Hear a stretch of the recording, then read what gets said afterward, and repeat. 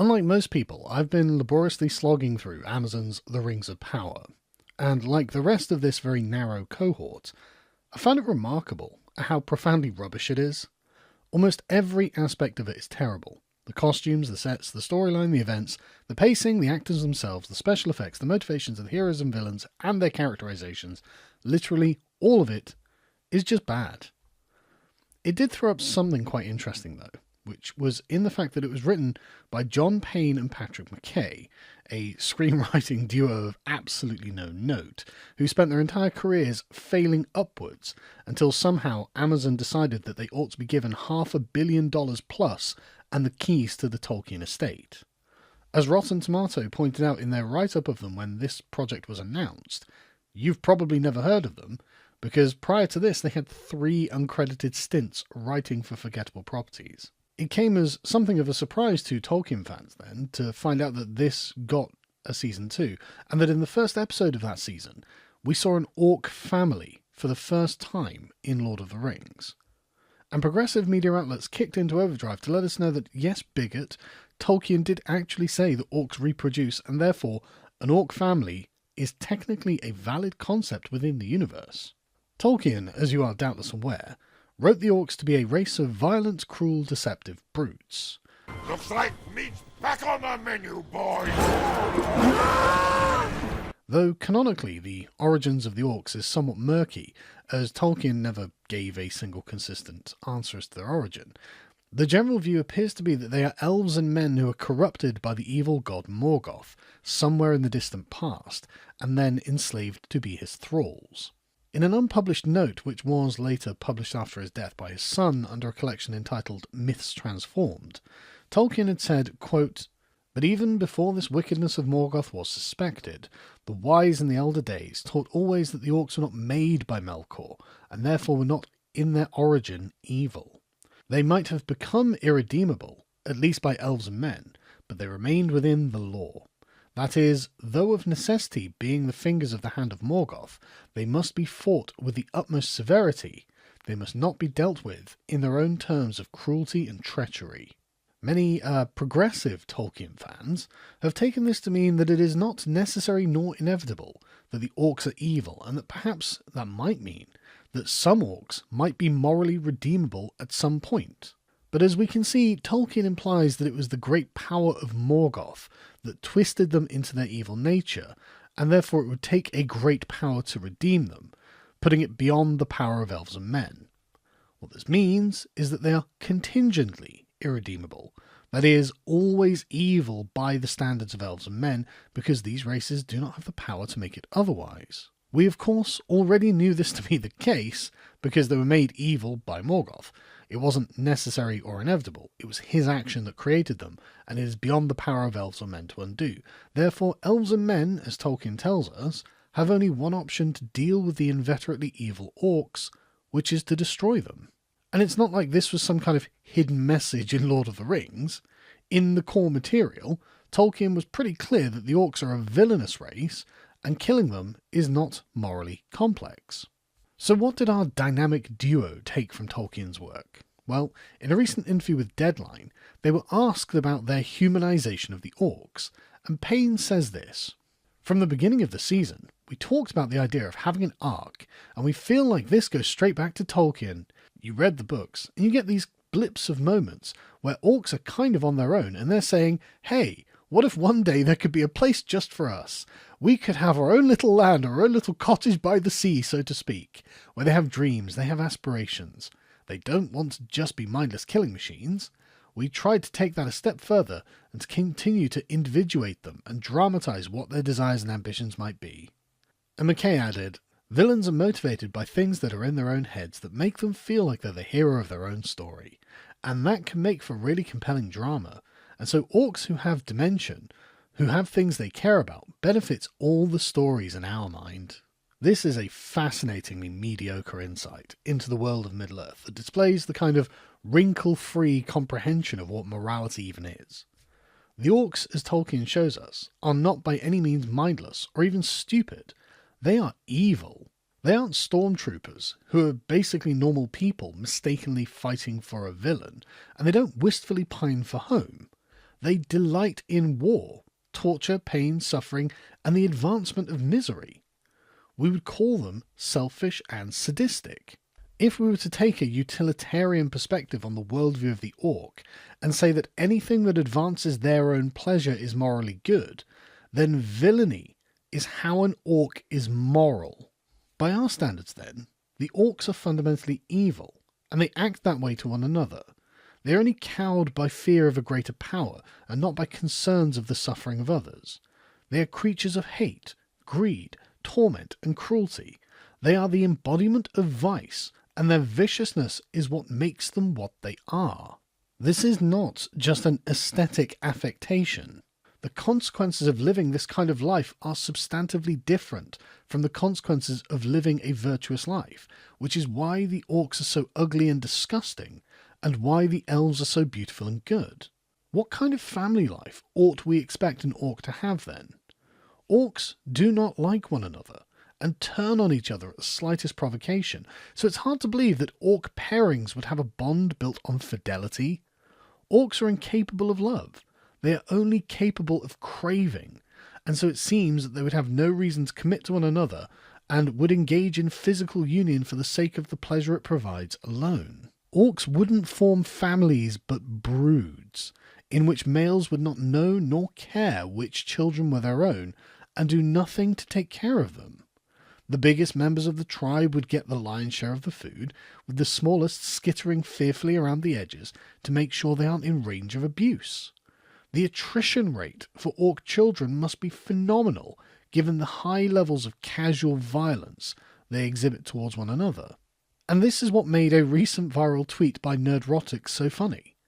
Orcs just want a safe place to raise their kids, be evil, and practice their corrupted form of life in peace, as if they're the moral equals of men and basically just want the same things, only dressed in different attire. The very nature of displaying orc families like this raises valid questions about the setting's own internal contradictions, such as, why is no orc ever in clean clothing? Why does a loving family produce bloodthirsty offspring? Why are the orcs portrayed as irredeemably evil elsewhere in the Rings of Power? The fundamentals of a virtuous and loving family unit are completely absent in every aspect of this orc family, and yet we are expected to pretend as if one way of life is the equal to the other. And it throws up even more problems about the orcs that Rings of Power will not be able to resolve. If the orcs are fundamentally good, but in conflict with humans over, say, the same resources, then it would imply an unheroic diplomatic solution is not only possible, but desirable.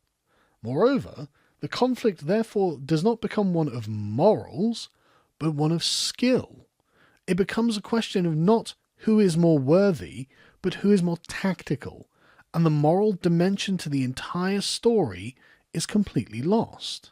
It also implies that our enemies are actually just like us, made from the same stuff as us, driven by the same motives as us, which Tolkien informs us is just not true.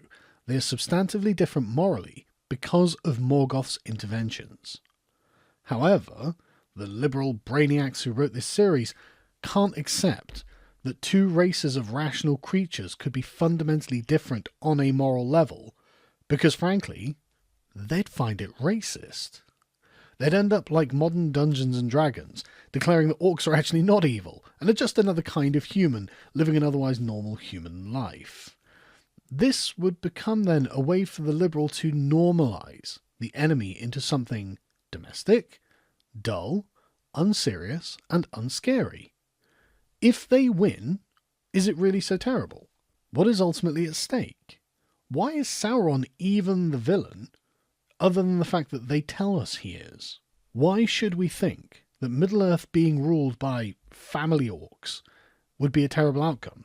And suddenly we have undone the very magic itself that brings Lord of the Rings to life. No longer is it a cataclysmic war between good and evil for the fate of the world in which good must triumph. The entire mythological theme underpinning the universe is dissolved because we have established that good and evil are just two shades of the same colour. Any enchantment anyone might have felt at being a part of the Fellowship on their way to defeat an ancient and all-powerful evil evaporates into the air, and we are left with no compelling moral arc to events whatsoever. So well done to our daring duo for making Lord of the Rings boring. And what happens when you're committed to a morally grey fantasy? Well, turns out you can't finish it. George R.R. Martin is the example of how a fantasy story with no heroes can't come together on its own terms, because we need to be able to pick a side in a fairy tale conflict. Stories are not objective histories. They are moral lectures and follow a predetermined path. It is not a coincidence that the hero always wins. And this is why Martin is unable to finish his own fantasy series. A brilliant post by Devon Erickson summarises the problem precisely, and I'm just going to read it verbatim. The Song of Ice and Fire isn't actually supposed to be a dark Machiavellian hopeless subversion of Tolkien at all. It's just supposed to start that way. The details may be complex, but the formula is simple. Low fantasy version of the British Isles torn apart by a multi-sided Machiavellian power struggle, loosely based on the War of the Roses. Things are bad because of the Machiavellian power struggle.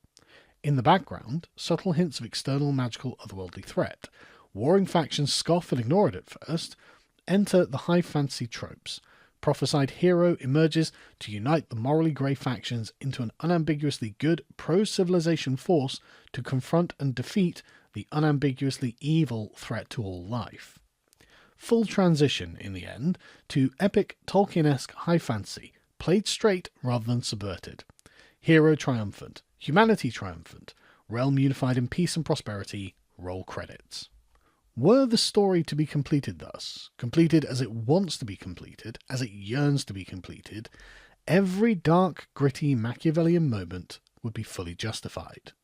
Every chapter and scene filled with thugs and villains and no heroes at all would be fully justified, because they would merely serve to emphasize the rarity of heroes and the need for them. Because they would make the arrival of a true hero that much more satisfying when, late but not too late, he arrived. A Song of Ice and Fire doesn't really want to be a subversion of Tolkien at all. It wants to be a path out of darkness and into light. It wants to be a study in how Tolkien is deeply relevant, even to a gritty, morally grey world. This is what George knows it needs to be, but George cannot write it. Why? Because he's a socialist and a boomer. Socialism's motivational core is envy, and its one underlying rule is, "Thou shalt not be better than me." The boomer's single guiding principle is, whatever makes me feel pleasure right now is good, and whatever makes me feel bad is evil. Take these together, and you get someone who has a real problem with heroes. Heroes are, by definition, the best of us, at least on some dimension, and if your underlying motivation is envy, standing next to one is going to make you feel bad. This means that socialists, boomers, and socialist boomers tend not to want to believe in heroes and heroism. They want to convince themselves that anything which appears good is secretly evil, actually, and that anyone who makes them feel or look bad is obviously evil. So when they see a hero, they tend to call him a fascist, because they want to feel morally superior to him. The only way that they can admit that someone has a moral compass at all is if they can feel superior to him in some way, usually by portraying them as naive and hence doomed to failure because he is not empowered by cynicism and selfishness to pursue the most efficient path to whatever. So if old George thinks that everyone who appears good is either secretly evil or openly stupid, then writing a character with heroic impulses is going to be tough, and writing about how they succeed, impossible. This is why George can write characters with noble motives, Jon Snow, Eddard Stark, etc., but he keeps making them fail. You see, in George's world, heroism must be a sham or a weakness, because then George's own bad character is wisdom and enlightenment, instead of just a lack of moral virtue. If heroes are all frauds or suckers, then George is being smart, because he has seen through the whole heroism thing. If heroes are real, and they sometimes do succeed, and they do make the world better for everyone, then George is just a fat, lazy, cynical old man who doesn't want to finish his art for the sake of integrity because he only ever wanted money and now he has more of that than he knows what to do with. In order to finish his story, George would need to have an awakening of virtue. He would first have to develop a sense of integrity, a desire to fulfill his promises even when no one can or will punish him for not doing so. He would then have to develop a sense of humility, because to write a better person than he is, he would have to admit to himself that there was such a thing, that people can be better, and that trying to be better is an actual worthy goal, not just the act of falling for a con game run to control you. The longer someone goes without admitting their faults, the harder those faults are to admit to, because they've been more deeply invested in. And this means he would have to also develop the courage to admit to himself that he is in fact a fat, lazy, cynical old coward, and that Tolkien, whom he envies and despises, was the far better man all along. George R.R. Martin can have no heroes, because they would suggest that one side is unambiguously right and the other side is unambiguously wrong. Martin is not the American Tolkien. He is, in fact, the American anti-Tolkien, and he is learning where the fruits of such a course end up. And to defend his own failure, all of Martin's critiques of Tolkien are founded in anti-metaphor, the act of attempting to deconstruct and reduce to the mere details the great narrative of a story. As he famously asked, Tolkien tells us the kingdom is well run, but what's Aragorn's tax policy? The obvious answer is, well, whatever was necessary for the kingdom to be well run, because if you're asking questions like this, then you're missing the point. The story is not about these mundane technical details. The story is about the fate of the moral arc of the universe itself. Regardless of the personal failings of his characters, Martin would then, as the author, be forced to pick and endorse the moral views of one side over another, which is something that he personally is unable to do, and therefore he personally is unable to finish his novels. Because as he is committed to a world in which there are no heroes, but many villains, he must therefore conclude that in the Game of Thrones, a villain must win. And who wants to write that? And so it's not a surprise that he'll make up any old excuse not to finish his own work. As he recently claimed in one blog post, it's the rise of fascism around the world that's haunting him and preventing him from finishing his story, which really does sound like an excuse, doesn't it? Folks, I hope you've enjoyed this. This was a lot of work, actually, came together to make this video possible. And so if you would be interested in something along these lines, issue 2 of Islander magazine is now available, featuring articles, of course, by myself and many other luminaries of modern right-wing thought. This is the cutting edge of where we are politically, philosophically, and aesthetically. The magazine will only be on sale for about 2-3 weeks from when this video goes up, and will not be reprinted again. So do follow the link in the description and get your copy while it is available, because like all good mythic things, this is a story that's only going to be told once.